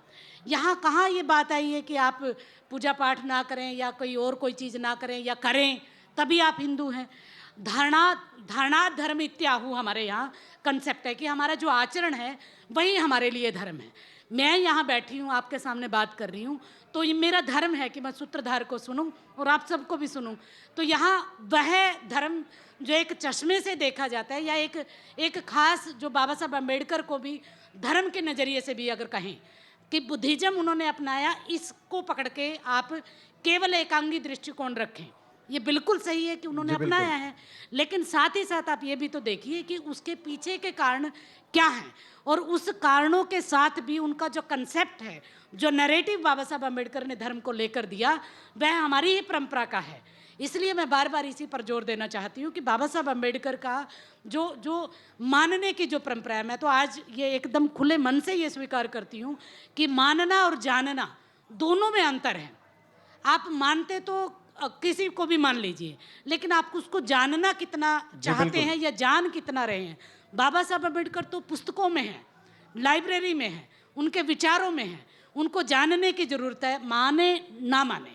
तो मुझे लगता है कि ये जो आज का जो एक जो ऐसा बहुरूपिया जो एक कंसेप्ट आ चुका है धीरे धीरे, जो ना तो अम्बेडकरवाद को अपनाना चाहता, लेकिन उसको इस्तेमाल इस तरीके से करना चाहता है भावनात्मक रूप से इकट्ठा करने के लिए, ताकि आप जुड़े रहिए। मुझे याद आ रही है जेएनयू की एक घटना, क्योंकि मैं जेएनयू के छात्र रही हूँ। जरा समय हमारा, हाँ, मैं खत्म करती हूँ। हाँ नहीं, ठीक है, क्योंकि अंत में मैं जरा राजकुमार जी से डॉक्टर राजकुमार फुलवारिया जी को सुनेंगे जी। राजकुमार जी, मैं इसी में एक बात कि आज अगर अध्येता, शोधकर्ता, आलोचक या वास्तव में राजनीति को समाज की दिशा में जो ले जाना चाहते हैं, ऐसे लोग बाबा साहब को एक वाद के तौर पर समझें या विवाद के तौर पर समझें, उनके लिए केस स्टडी कैसी है? इस देश में दो तरह की विचारधाराओं ने हमेशा साथ साथ काम किया है, जिसे आजकल की जैसे टुकड़े टुकड़े गैंग भी कहते हैं। उन्होंने हमेशा बाबा साहब अम्बेडकर को एक विवाद के रूप में खड़ा किया है। मैं कई बार बड़ी देखता हूँ बड़े ध्यान से, शाहीन बाग में मूवमेंट चल रहा था, वो संविधान और पूरे नियम और कानूनों को धज्जियाँ उड़ा रहे थे, लेकिन बाबा साहब अम्बेडकर का चित्र लेकर खड़े थे। जेएनयू में अंदर वो इंशा करके टुकड़े टुकड़े, लेकिन बाबा साहब अम्बेडकर का चित्र लेकर साथ चल रहे थे। ये बड़ा अजीब सा विषय है। देश को तोड़ने की बात कर रहे हैं बाबा साहब का चित्र, और देश को जोड़ने वाले का चित्र। ये मैं बात जो कहना चाह रहा हूँ वो इस दृष्टि से कहना चाह रहा हूँ कि देश को तोड़ने वाला जो गैंग है वो बाबा साहब को विवादित कर रहे हैं। लेकिन मैं केवल बाबा साहब को केवल वाद नहीं मानता हूँ, क्योंकि जब हम वाद कहते हैं तो इसको आप समझ लें, वाद का मतलब होता है कि एक स्थान पर आए, उनके कुछ नियम हैं, कुछ उपनियम है, वो समाप्त। मैं बाबा साहब को वाद के रूप में नहीं देखता हूं, मैं बाबा साहब को दर्शन के रूप में देखता हूं। जो दर्शन होता है वो निरंतर आगे बढ़ता रहता है, और ये बाबा साहब ने भी कहा। तो मैं बाबा साहब को वाद के रूप में नहीं देखता हूं, मैं अंबेडकर दर्शन के रूप में देखता हूं। तीसरी बात, बाबा साहब अंबेडकर लोगों ने बड़ी स्मार्टली इस देश में बड़ा नैरेटिव खड़ा किया, क्योंकि जैसे अभी मंडल साहब ने कहा कि बाबा साहब अंबेडकर का जो संविधान का किस प्रकार उन्होंने फ्रैक्चर्ड किया, वक्फ बोर्ड लाकर, पर्सनल लॉ लाकर, मुस्लिम ये लाकर, लेकिन इसके पैरेलल उन्होंने एक विषय नैरेटिव खड़ा किया। क्या नैरेटिव खड़ा किया? बाबा साहब ने हिंदू धर्म को त्याग दिया, बाबा साहब ने हिंदू धर्म को छोड़ दिया, उन्होंने बौद्ध मत को स्वीकार कर लिया, यानी कि हिंदू धर्म को त्याग कर दिया। ये बड़े ध्यान से बोलते हैं, ये एक नैरेटिव था, सोचा समझा एक नैरेटिव था। बाबा साहब अंबेडकर ने 1935 में घोषणा की थी, और ये घोषणा तब की थी जिस प्रकार कई बार माँ और बेटे में भी झगड़ा हो जाता है, तो माँ कहती है जा मेरा मरा हुआ अबू देखना, तो वो क्या बेटे से प्यार नहीं करती क्या? शाम होते होते माँ बेटे को ढूंढती है, वो आया नहीं। तो उस प्रकार बाबा साहब अंबेडकर ने हिंदू समाज को जगाने के लिए, वो नासिक का कालाराम मंदिर का आंदोलन था जो 1930 में शुरू हुआ, 5 साल तक आंदोलन चला, और 35 में जाकर उन्होंने आक्रोश में कहा कि इस हिंदू धर्म को शौक ट्रीटमेंट देने के लिए कि मैं पैदा तो हुआ हूं लेकिन मरूंगा नहीं। ये 35 की घटना थी, लोग भूल चुके थे, लेकिन 1956 तक आते आते बाबा साहब अंबेडकर बड़े दूरदर्शी थे, दूरदर्शी विजनरी थे। उन्हें मालूम है कि मेरी घोषणा हुई थी, मेरे आने वाली पीढ़ी, मेरे आने वाले अनुयायी इस घोषणा का दुरुपयोग कर सकते हैं, इसलिए इस चैप्टर को भी बंद करने की आवश्यकता है। बंद करना है तो मैंने कहा था कि मैं इस धर्म में रहूंगा नहीं, तो उन्होंने कहा किस मत को स्वीकार करूं? सभी मत का उन्होंने अध्ययन किया, अंततोगत्वा इस भारत की भूमि से उत्पन्न बौद्ध मत को स्वीकार किया, और बौद्ध मत का जब स्वीकार किया, जिन भंते ने उनको बौद्ध मत की दीक्षा थी, उन्होंने भी कहा कि बौद्धिज्म या बुद्धिज्म और हिंदू धर्म एक ही विचार दर्शन की दो शाखाएं हैं, अर्थात इस भारत भूमि में जन्मे दर्शन को स्वीकार किया। इसलिए मैं बाबा साहब अम्बेडकर को वाद के रूप में नहीं देखता हूं, बाबा साहब अम्बेडकर को मैं दर्शन के रूप में देखता हूं, और दर्शन उनका बड़ा विराट दर्शन है। इस छोटे परिवेश में शायद वास्तव में संचालन से भी आया है। बहुत बहुत धन्यवाद। आपने जो बात कही वही बात कुछ लोगों को आज राजनीतिक परिप्रेक्ष्य में खटक सकती है, मगर आप उस समय का संभवतः इंडियन एक्सप्रेस है, अगर उसकी आर्काइव निकालेंगे तो उसमें है कि बाबा साहब ने अंततः हिंदू धर्म की ही एक प्रशाखा के तौर पर बौद्ध धर्म को स्वीकार किया। और जिनको ये बात खटकती है कि वास्तव में ऐसा हो सकता है, उन्हें दलाई लामा को सुन लेना चाहिए। बौद्ध धर्म पर उनसे बड़ी कोई अथॉरिटी नहीं है। मैं अंत में सभी का बहुत आभार करता हूँ कि बाबा साहब के व्यक्तित्व के बहुत आयाम हो सकते हैं, मगर इस संक्षिप्त समय में संदर्भों के साथ जो चित्र दिया उसमें विशेष तौर पर एक ऐसा व्यक्तित्व, एक ऐसा, अगर आप जीवन यात्रा को देखें कि एक छोटा बच्चा है, वो लोगों के साथ जब बच्चों के साथ खेलने की बात करता है तो माँ कहती है कि खाली सूबेदार का बेटा नहीं है तू महार भी है। तो बच्चे को कैसी चोट लगती होगी। फिर वही माँ जब चिकित्सा की उसको आवश्यकता है, इलाज की आवश्यकता है, मगर घर पर डॉक्टर इसलिए नहीं जा रहा क्योंकि उस बस्ती में नहीं जाता, उस बच्चे को कैसी चोट लगती होगी। पढ़ाई करने के लिए जब जाना है तो माँ से कहता है कि तुम मेरा नाम लिखा दो, मैं जूतों के पास बैठ के पढ़ाई कर लूंगा। उस बच्चे को कैसी चोट लगती होगी और उसने कैसे अपने मन को समझाया होगा। जब दोपहर में छुट्टी होती है तो वो दीवार की तरफ वो बच्चा मुंह करके खाना खाता है, आंसू पोंछ लेता है, मगर माँ को भरोसा देता है कि मैं कुछ करके दिखाऊंगा। उस माँ की ऐसे मृत्यु हो जाती है। बाद में भी देखता है कि पढ़ के मैं आ गया मगर मुझे कोई पानी देने को तैयार नहीं है। बड़ा वो बच्चा कैसे होता है, मैं छोटी सी बात से करूंगा कि इतने सारे अपमान, इतनी सारी अपमान की आग उसे तपाती है, इतना सारा जहर मिलता है, मगर बदले में वो समाज को सम्मान ही देना चाहता है, जहर पीकर भी अमृत ही देना चाहता है। यही अंबेडकर को बाबा साहब बनाता है। आज कुछ लोग ब्राह्मणवाद के नाम पर बाबा साहब के नाम को लेकर आगे आते हैं, मगर वो भूल जाते हैं उनको अंबेडकर उपनाम देने वाला, उनका शिक्षक, पूरे जीवन उस नाम को अपने सीने से लगाकर रखा, वो एक ब्राह्मण शिक्षक था। महाराजा गायकवाड़ वो छात्रवृत्ति देते हैं, वो इस तरह के नैरेटिव में नहीं फंसा वो बच्चा, ना वो महाराजा। हमारे समाज का, हमारे देश का बच्चा है, बाहर जाएगा, कोलंबिया यूनिवर्सिटी की बात हो चाहे लंदन स्कूल ऑफ इकोनॉमिक्स की हो, वो उसके लिए समाज की सकारात्मक शक्ति खड़ी हुई है, इसलिए वो बुरी चीजों को दूर करने की बात करता है, सबके लिए जहरीली बातें नहीं करता जैसे आज राजनीति करती है। इसलिए जो आज हमें लड़ाते हैं उन्हें एक ही बात बताना चाहिए, घर में झगड़े होते हैं, पट्टीदारों में भी झगड़े होते हैं, मगर बाबा पूरे कुनबे का होता है। बाबा बंटता नहीं है, बाबा बांटता नहीं है। बाबा डांटता जरूर है मगर बाबा बांटता नहीं है। इसी के साथ मैं अपनी बात पूरी करता हूँ। धन्यवाद। बहुत बहुत धन्यवाद सर। और निश्चित ही हम सभी के दृष्टिकोण में थोड़ा थोड़ा परिवर्तन आया होगा और हमारे ज्ञान में तो बहुत वृद्धि हुई ही है।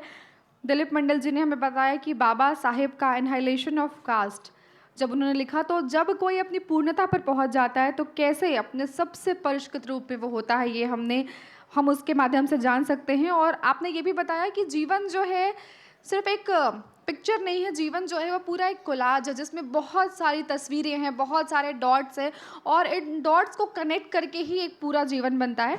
ज़ोरदार तालियां आज के हमारे स्पीकर प्रोफेसर दिलीप मंडल जी के लिए। कौशल पवार जी ने कहा कि बाबा साहेब एक व्यक्ति नहीं है, एक विचार है। और आपने ये भी बताया कि कैसे एक तबके के लोग उन्हें मानते हैं कि वो भगवान है, और भगवान इसलिए नहीं मानते क्योंकि वे किसी धर्म को मानते हैं, वे इसलिए मानते हैं क्योंकि भगवान जो हैं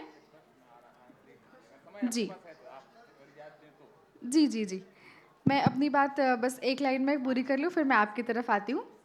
जी, हम प्रश्नों की तरफ भी बढ़ सकते हैं। क्योंकि ये बड़ी बात है कि पूरा मेला स्थल खाली हो जाए मगर बाबा साहब की बात सुनने के लिए लोग जमे बैठे हैं। इस पंडाल के लिए तालियां।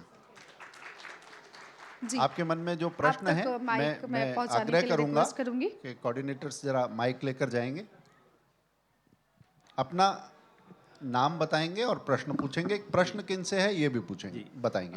मैं संजय कुमार मिश्र यहाँ भिलाई में हूँ और एनर्जी ऑडिटर हूँ बेसिकली। मेरा प्रश्न श्रीमती कौशल जी से है।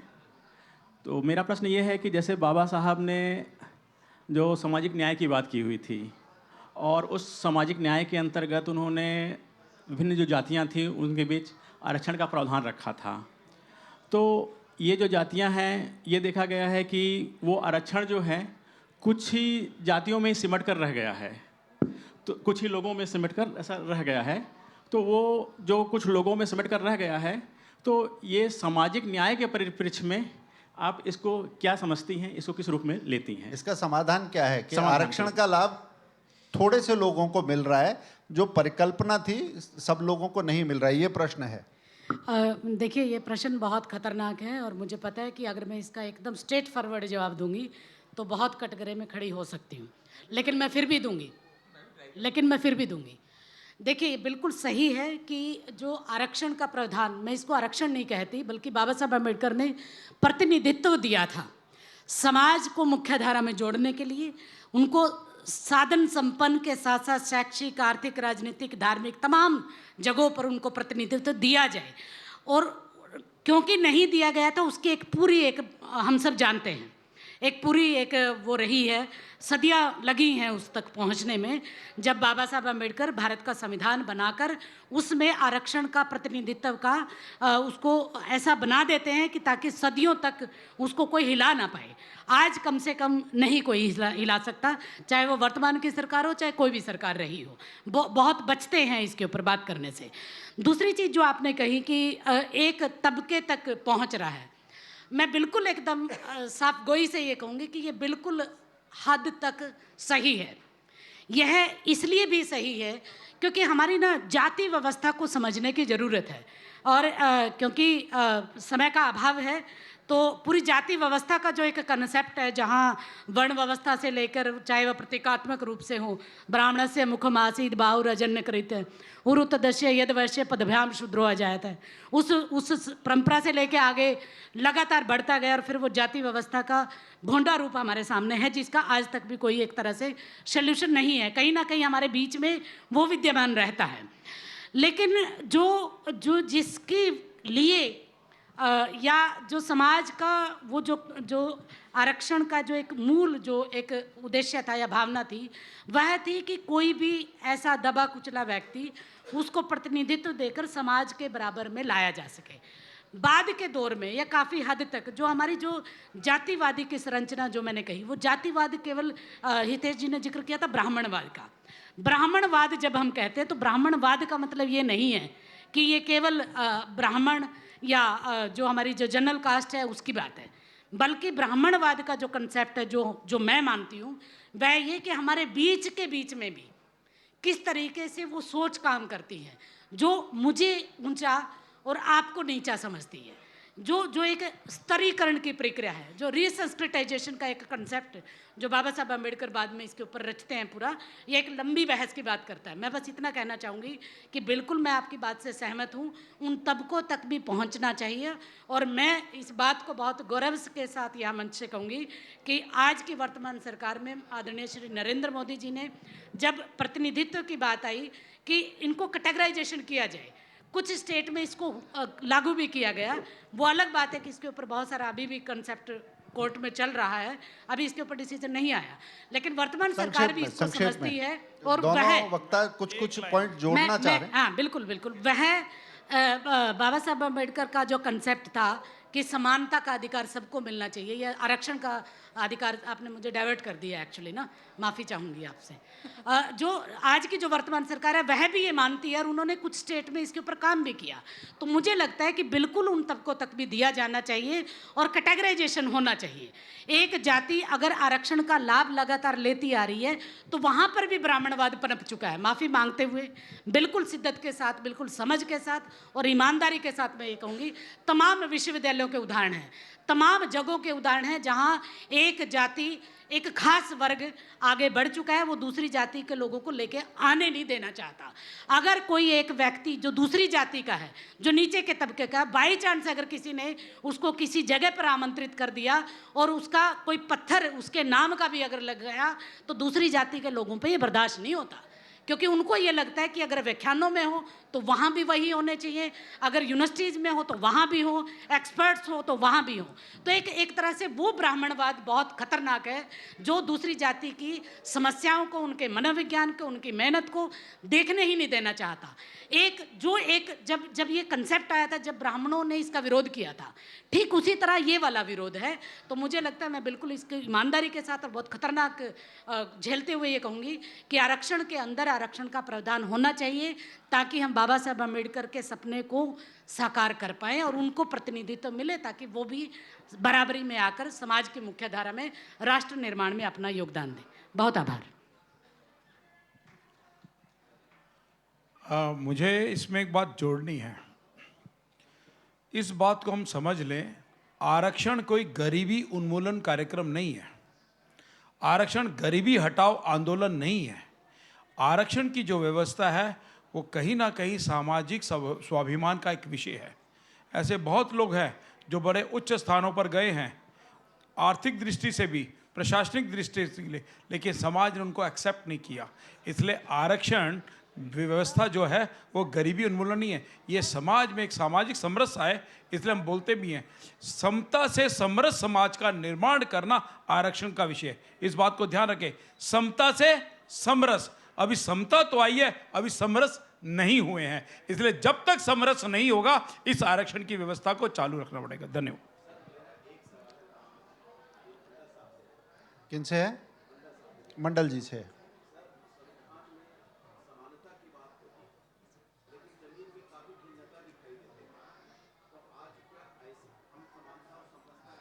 संक्षेप में दोबारा माइक पर बोलिए, माइक पर रिकॉर्ड भी कर रहे हैं। सर नमस्कार। संविधान समानता, पूरी तरह समानता की बात करती, समानता है, लेकिन ज़मीन में काफ़ी भिन्नताएं दिखाई पड़ती हैं। तो हम समानता और समरसता के लिए क्या हम जाति विहीन समाज की घोषणा करने का वक्त नहीं है, या नहीं कर देना चाहिए? इस पर क्या विचार है आपका? इसी में हूँ, आप जवाब दें। मैं संजय शेखर हूँ, पत्रकार हूँ छोटा सा।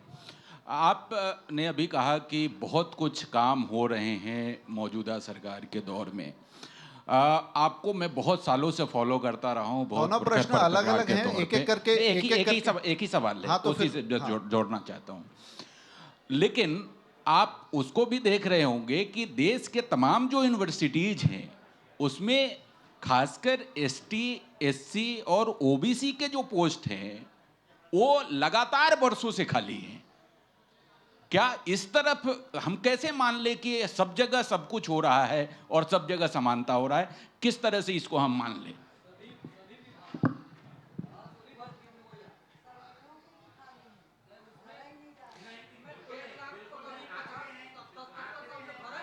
दिलीप जी, ठीक है, ये जो प्रश्न है कि मैं दोनों प्रश्न को ट्राई करता हूँ, हाँ, कोशिश करता हूँ जवाब देने समानता का। और विभिन्नता वाली जो बात है, देखिए, समानता शब्द भारतीय संविधान में कहाँ पर आया है? सबसे पहले आता है प्रस्तावना में।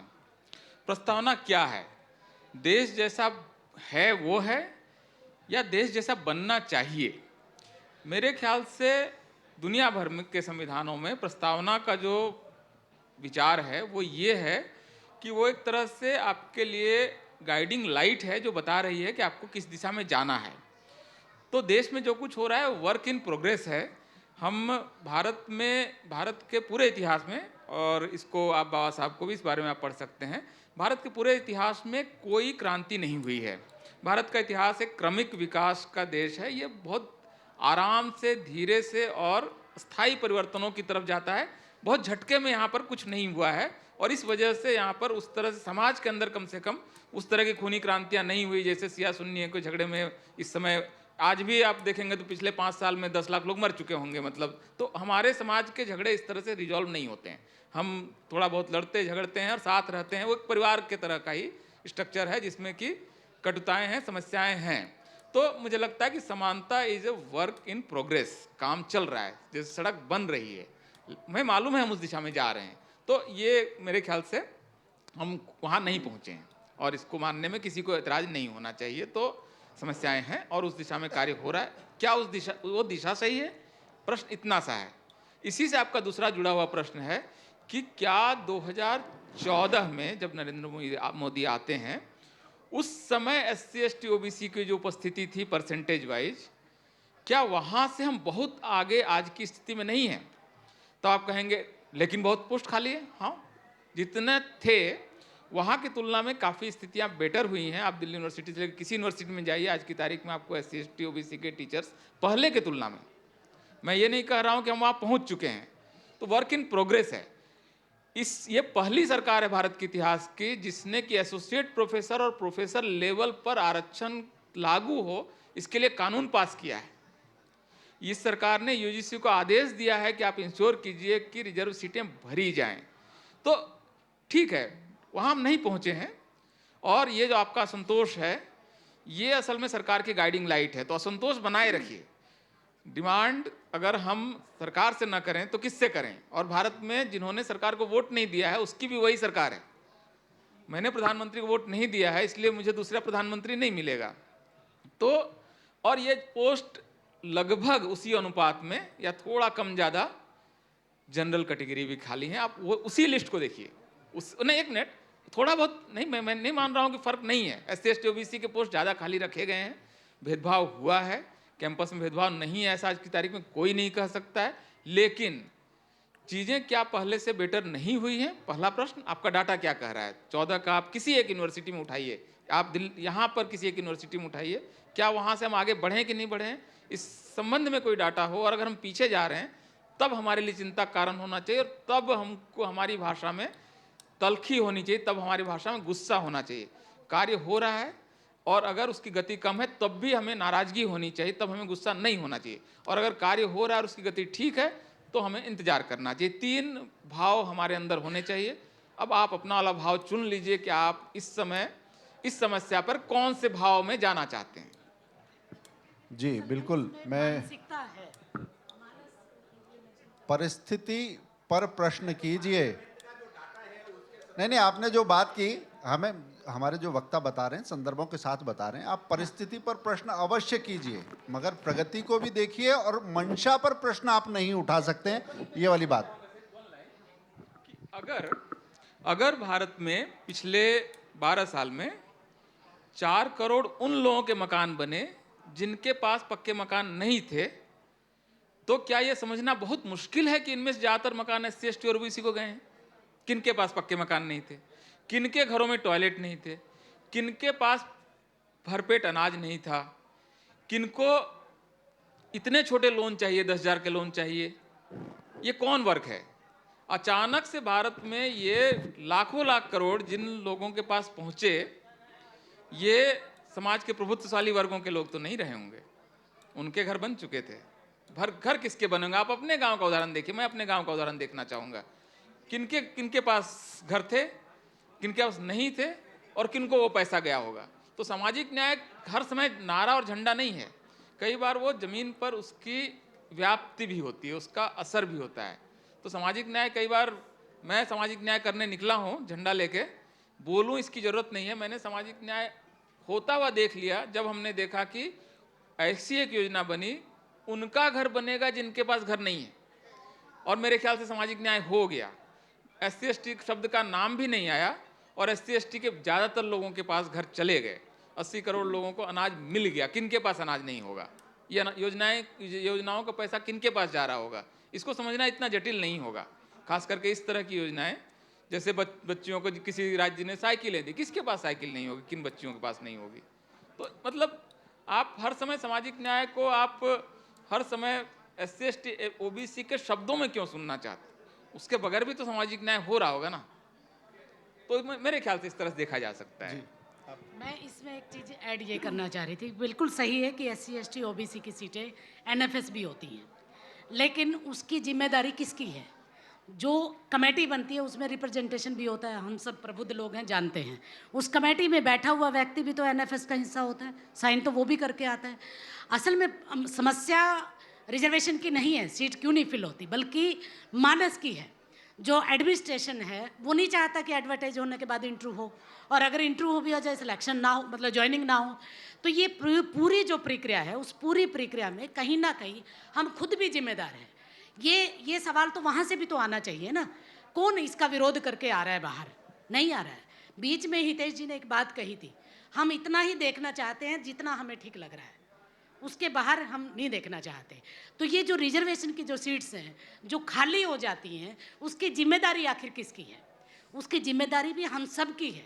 हम उस पर इतना काम नहीं कर पाते कि वो रिजर्वेशन की सीट खाली हो।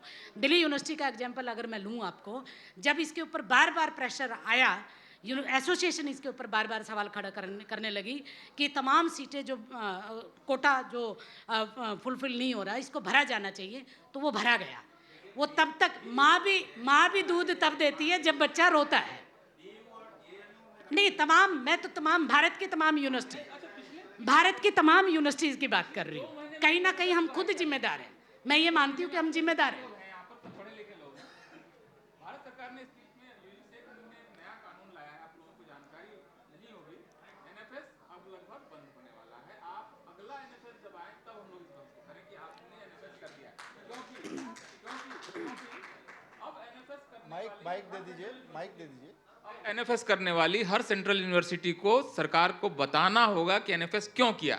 सिर्फ इतने भर से एनएफएस लगभग बंद हो जाएंगे। आप देखिए एनएफएस की समस्या को भी अल्टीमेटली इतने साल बाद नरेंद्र मोदी को हैंडल करना पड़ा। एनएफएस अभी का नहीं है ना। अगर एससी एसटी ओबीसी के टीचर्स नहीं है, प्रोफेसर नहीं है, तो ये प्रोफेसर तो 30 साल पहले भर्ती होने चाहिए थे ना, 25 साल पहले आने चाहिए थे। 25 साल पहले किनकी सरकारें थी? अब अगर एनएफएस हो रहा है, एनएफएस नहीं होगा ऐसा नहीं है। कोई टीचर अगर नहीं पढ़ा सकता है तो वो एनएफएस होगा। दुनिया की कोई यूनिवर्सिटी चल नहीं सकती है अगर आप एनएफएस का प्रावधान उससे छीन लेंगे। लेकिन एनएफएस के नाम पर अगर कोई गड़बड़ी हो रही है तो जब लिख के देना पड़ेगा ना कि इसको हमने एनएफएस क्यों किया है, तो 80 से 90% एनएफएस करने की हिम्मत नहीं पड़ेगी। क्योंकि अगर भेदभाव की वजह से कर रहे हैं तो वो भेदभाव करना मुश्किल कर दिया है इसी सरकार ने।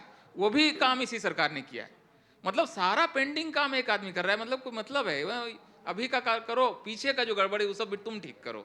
मतलब अभी आ चुका है ना 2026 का। जी, अगर कोई अब ये हेलो, ये तो खैर आपने जो संक्षेप चर्चा में। की उसमें एंट्री लेवल पर बात कही है।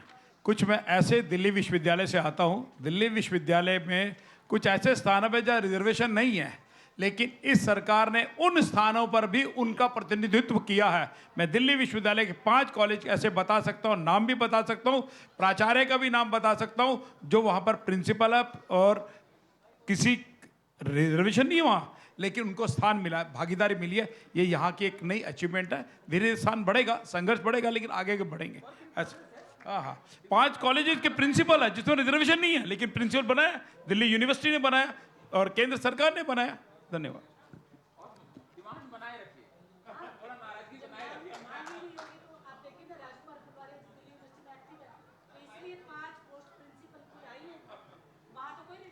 जी, अगर प्रश्न है तो बहुत संक्षिप्त और फटाफट बोल के पूरा करेंगे। सत्र का समय पूरा हो चुका है। आप लोग डिनर भी करेंगे गरम गरम। बोलिए बोलिए। मैम, मेरा नाम अंबुज है और दिल्ली स्कूल ऑफ जर्नलिज्म से मैंने मास्टर्स किया है। मेरा सवाल आपसे ही है। आपकी पूरी बात से मैं सहमत हूँ। मैं पूरे ध्यान से आपको सुन रहा था। आपने इससे पहले अपने एक वक्तव्य में आपने कहा कि एक वर्ग विशेष का अभी भी प्रभाव, एक लॉबी काम करती है जो दूसरों को दिल्ली विश्वविद्यालय ऐसे संस्थानों में आने नहीं देती है। मेरा आपसे ये सवाल है कि जब हम इस विमर्श की बात करते हैं तो सबसे पहले मंदिर से ये चीज़ें शुरू होती है कि मंदिरों में एक जाति वर्ग को जाने नहीं दिया जाता था। आपको मैं ये रिमाइंड करा देता हूँ कि जब राम मंदिर की बात होती है तो वहाँ सबसे पहले ईंट कामेश्वर चौपाल रखते हैं। तो वहाँ पर इस उदाहरण को आप लोग क्यों नहीं सामने रखते? जो आपने कहा कोई ब्राह्मण से भी रखवाया जा सकता था वहाँ पर पहली ईंट, लेकिन राम मंदिर में सबसे पहली ईंट कामेश्वर चौपाल जी से रखवाई गई। दूसरी चीज़, आज हम बात करते हैं कि मंदिर मठों में एक जाति वर्ग के पंडित या पुजारी होते हैं।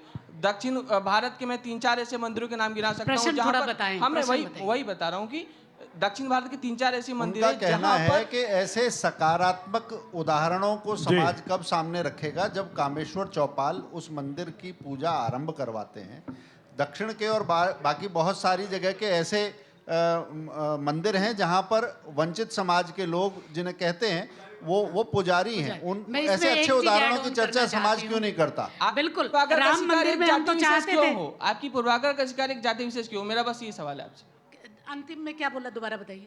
बोला कि आपके एक पूर्वाग्रह का शिकार जाति विशेष पर ही क्यों ये आरोप लगते हैं कि एक लॉबी किसी दूसरे को आने नहीं देती? नहीं, मुझे ऐसा लगा। मेरा बिल्कुल मैं- कोई पूर्वाग्रह नहीं है। इसमें तमाम एग्जाम्पल है आपके सामने। अगर उदाहरण के साथ ही कहें तो मैं साक्षात हूँ, आपके सामने बैठी हुई हूँ। मैंने संस्कृत पढ़ी है और कैसे पढ़ी है ये मैं ही जानती हूँ। इसलिए इस प्रश्न को थोड़ा सा मैं किनारे करके आपकी बात का जवाब ये देना चाहती हूँ कि कोई पूर्वाग्रह नहीं है। हम तो चाहते हैं कि राम मंदिर का जब निर्माण हुआ था, और आज भी हम तो चाहते हैं कि सबसे पहले महर्षि वाल्मीकि की मूर्ति होनी चाहिए वहाँ। हम पहले थे जिसमें दिल्ली में आप पंचकुइया मंदिर को आप जानते होंगे, जहाँ गांधी जी की बकरी भी रही है।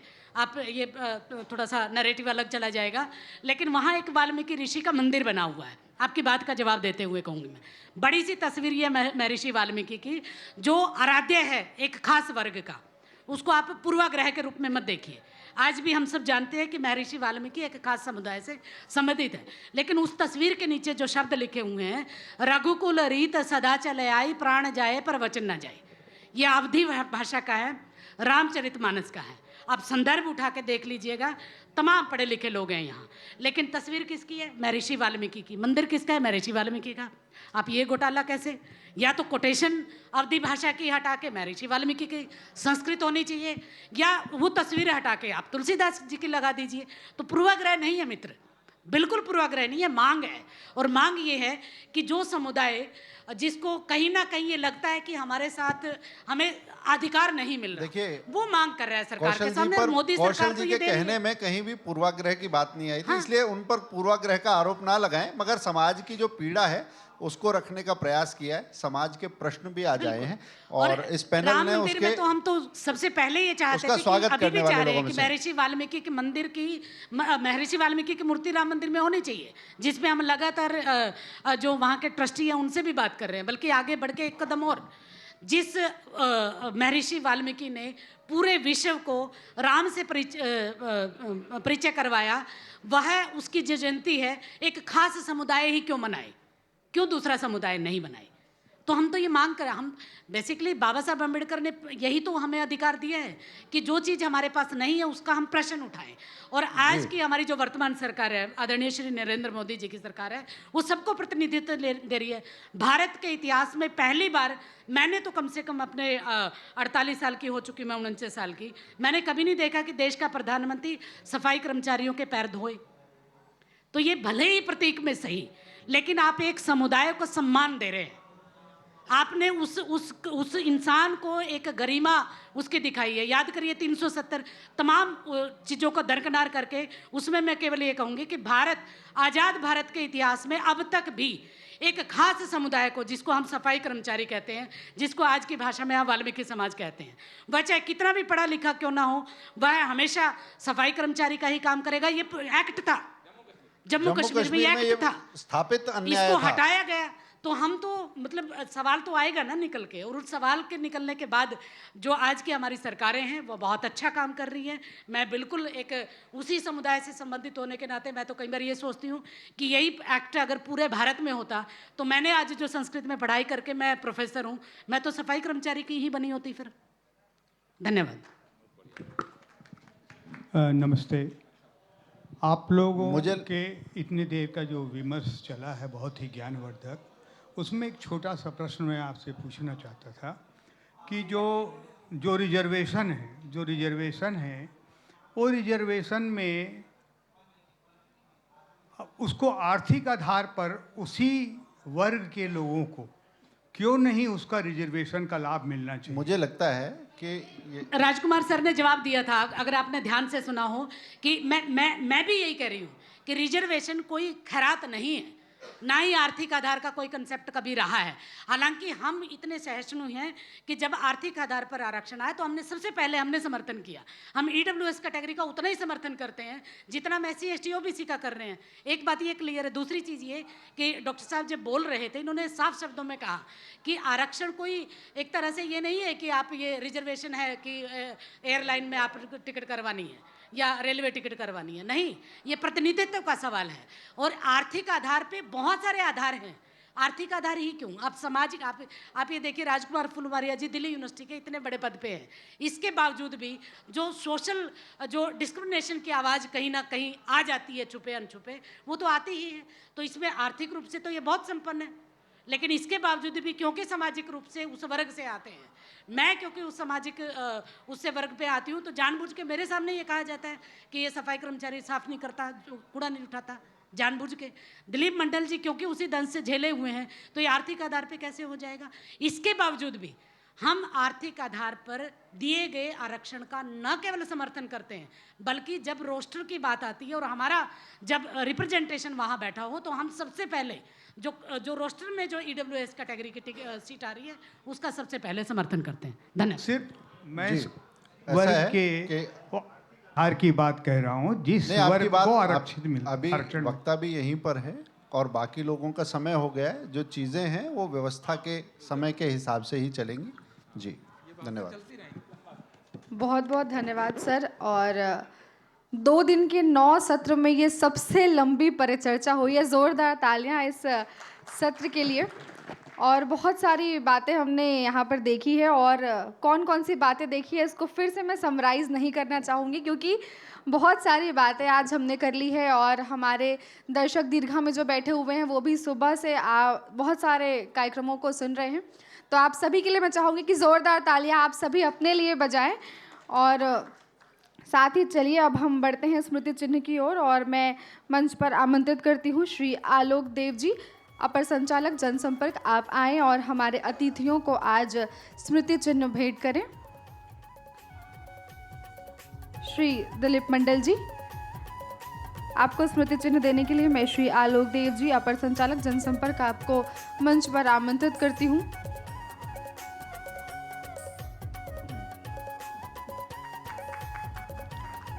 और इसके पश्चात कौशल पवार जी, आपके लिए आपको स्मृति चिन्ह देने के लिए मैं पुनः श्री आलोक देव जी आपसे विनम्र अनुरोध करती हूँ। बहुत ही अच्छे से, बहुत ही सारगर्भित तरीके से हमने देखा है कि बहुत दर्शन क्या है अंबेडकर जी का, इस पे हमने बात की कि वो संपूर्ण दर्शन है। और हमारे सूत्रधार हितेश शंकर जी ने बताया कि थोथापन को सहज लिया गया है और सार को बिसरा दिया गया है, इस पर आपने बात की। और आपने डॉक्टर साहब की अलग तरीके से भी आपने पहचान कराई कि बीमारियों का इलाज वो कर गए। बहुत बहुत धन्यवाद। आज के हमारे सूत्रधार श्री हितेश शंकर जी, आपने बहुत ही अच्छे विचार और साझा किए हम सभी के साथ। आप सभी अतिथियों का मैं आभार व्यक्त करती हूँ जी। और एक ग्रुप फोटो के लिए मैं आप सभी से अनुरोध करती हूँ कि आप आ जाएं। और इस पंचम सत्र, आज का जो ये पंचम सत्र था, उसके समापन की भी मैं उद्घोषणा करती हूँ। बहुत बहुत धन्यवाद आप सभी अतिथियों का, दर्शक दीर्घा में बैठे सुधी जनों का, दर्शकों का, साहित्यकारों का, पाठकों का, लेखकों का बहुत बहुत धन्यवाद। रायपुर साहित्य उत्सव का ये दूसरा दिन और पंचम सत्र।